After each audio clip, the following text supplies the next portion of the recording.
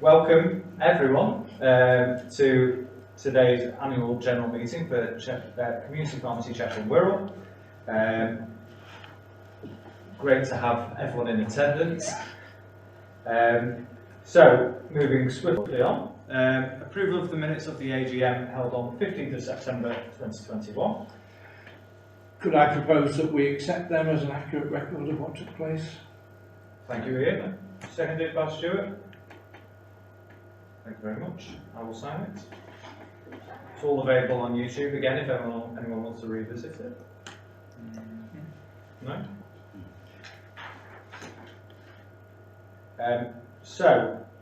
Just regarding my chairman's report, so it's been submitted in the minutes, so I won't read it verbatim, but mainly it was a big thanks to the committee, because it's been again another testing year.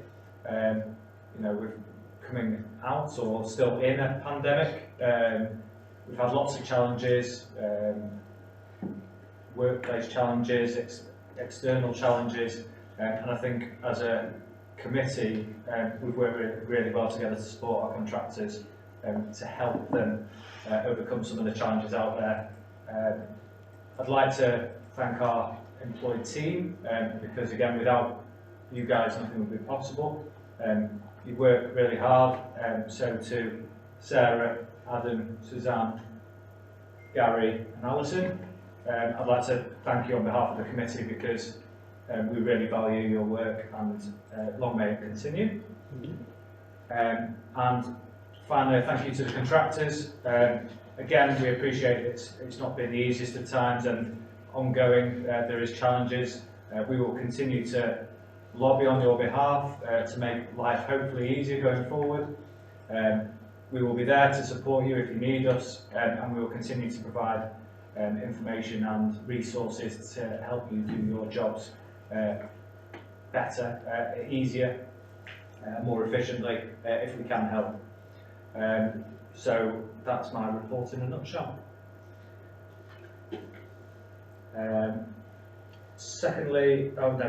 Fourthly, on to the financial declarations from the LPC Treasurer, Dr. Ian Cubbin. Thank you, Chairman. The accounts have been circulated. They've been fully audited by our auditors. You have copies in front of you, and as you can see, the funds are quite healthy. Not only are they healthy, they have shown an increase in a surplus in this last 12 months, which we anticipate will be of value in the forthcoming changes to the BSNC level. But they're there, and I will happily take any questions that you may have. No questions for the Treasurer? No questions. Thank you. I will pass over to Alison to update us on the voting. Okay, so voting was made available as per our constitution. I have received no postal votes from contractors, independent contractors. I've received 109 postal votes on behalf of Well, Boots and Roland to accept the accounts. Do we have any independent contractors who want to approve today that I can count in? Of course, yeah. 2, 3. Yes. Okay. I'm not sure what that means. Yeah, you say okay. It means that you say we love the account. Jack, is that? Yeah, that's it. I've heard nothing from Lloyd's, Tesco, Alster, CPCW, Morrison. I don't know if Dave or Dave have been in any voting. I have not. Questions? Okay. So in that case, we have a total of 113 votes in favour of the accounts. So And none against. None against. That's the most important. Yeah. Thank you. And I will pass over to Adam for the employee report. Yeah, so I have some slides as I always do. I'll put these up on the YouTube video as well, so anyone watching can see. I think it's important just to go through, and I think much like Dane said, the report, it's an odd one to write because you look at the time period for the previous year. So this one covers April 21 to March 22, and there's several things that have changed since that, both in the context and the delivery. I did mention this in the paper report, but it belongs right at the top of the report I give here. I think just a massive thank you. Yet again, I sit here inspired by the dedication of community pharmacy contractors and their teams, with the environment as challenging as it is for them in every which way. I think when you look back at the period we've just come through, while it's not new to us, COVID continued to be a huge challenge in the year, and all of you worked so hard to help patients navigate that challenge, and the changing rules, pressures of Brexit, as well as disruptions to supply chains and a workforce ravaged by numerous factors. And the response was just breathtaking. So thank you to everyone who's watching, whatever part of the pharmacy team you're in. And I think similarly goes to our team. Thank you for the acknowledgement, Dana. I'm immensely proud of all of our team and all of the work that they contribute towards the greater contractor good at times. And I think it's been really, really good. I've pulled out a few things just to sort of highlight what's gone through the year. So we've had the COVID-19, the collection service went live in April. We had 90% of our contractors live by the end of that month. So that was just a phenomenal response to making that available for patients. We had to deal with preparation for the provider pays elements of CPCS IT. So that was originally going to happen in the year. It ended up getting moved to the April after the year, I think it was, towards the end. We had additional cohorts to deal with the flu vaccination. We had the expansion of the COVID-19 vaccination service, another expansion in the new medicine service with new cohorts of patients being available, as well as a catch-up provision being added in. We had a brand new service with the hypertension service introduced towards the end of the year, and the continuing implementation of the GPs referring into the community pharmacist consultation service. So there was lots to deal with in terms of changes of the core framework that we needed to deal with. From an LPC point of view, we had a number of things with our systems that changed. So obviously we had the website upgrade and the transfer. We had our new hybrid IT technology that you're watching this on, and tested myself at the last AGM because of the self-isolation thing, and that seems to be working quite well and allowing people to dial in remotely to our meetings who wouldn't already have been there and contribute as if they were here. So that's been quite useful. We've expanded our contractor updates to many platforms, so we're now not just doing a YouTube broadcast, they're also going on podcast as well, and that has increased our audience or increased our listening count. And we've also had to feed into various things about the RSG recommendations through the year, and to give views on what helpful materials might be necessary, and so on and so forth. In terms of contractor support, we've had the CPAF return come in from last year as strong. Our contractors were supported with reminders around that, and indeed we're stepping that up again for this year too. We've worked with our commissioners on the return for the full contractual requirements. Lots of work has happened this year on all 4 of our places around the P&As. They've all been underway through the year, and as we exited the year, I think all 4 were in a place where they were about to go to health and wellbeing boards for approval.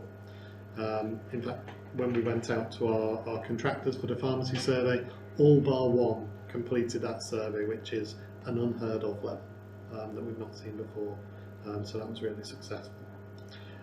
We've given strong support to contractors around meeting the PQS gateway criteria for the new medicine service that was newly introduced this year, and we've also, as a committee, we've given a really strong view on that PCN lead role that's been expressed up through PS&C.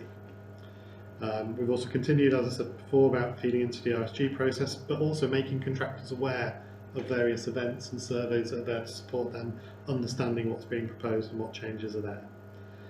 We have also continued our good work with other local representative committees to resolve issues, support each other, and the joint work with Cheshire LMC is a good example of that, on the support we gave to our PCN leads through a joint event with them. I've got one more slide based on places.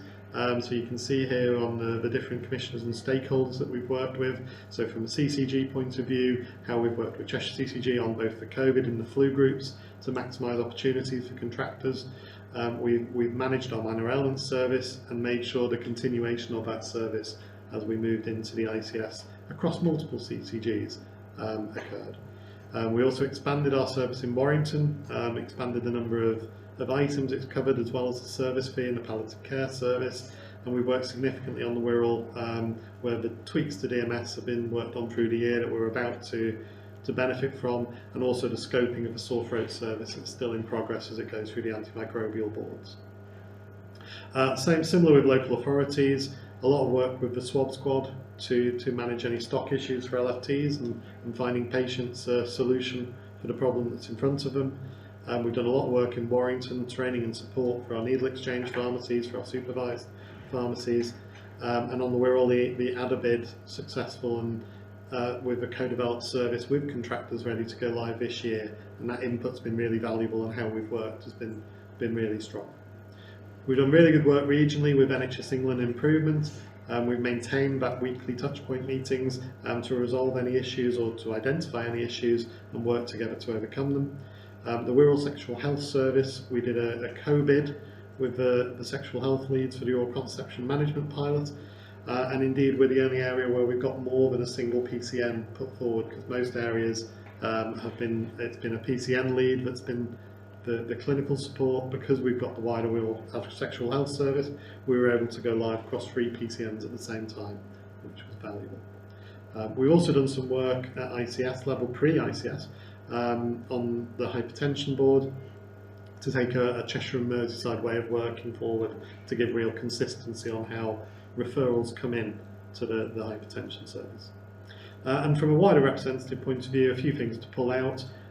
We've had the board member for primary care being appointed. We believe to be the only ICB to have a route for someone who's not connected with a general medical services contract, i.e. a GP, to stand, and indeed we've been successful there. We've had the Primary Care Leadership Forum representation quite strong, and that's working with our colleagues in Halton St Helens and Knowsley LPC on behalf of the North of the Mersey LPCs. And actually our reputation with HE has been strong in that they've commissioned us to do a study in collaboration with Metafor. The study has taken place this year, and it will report in the 2022-2023 year. So there's an awful lot of work that's gone on there, and just hopefully that's feeling supported in the work that we're doing for you. Brilliant. Thanks very much, Adam. So this leaves me to open the floor to any questions. No questions? Then I'll bring this AGM to a close this year. Great having everyone on board, and I'll see you again next year. Thank you.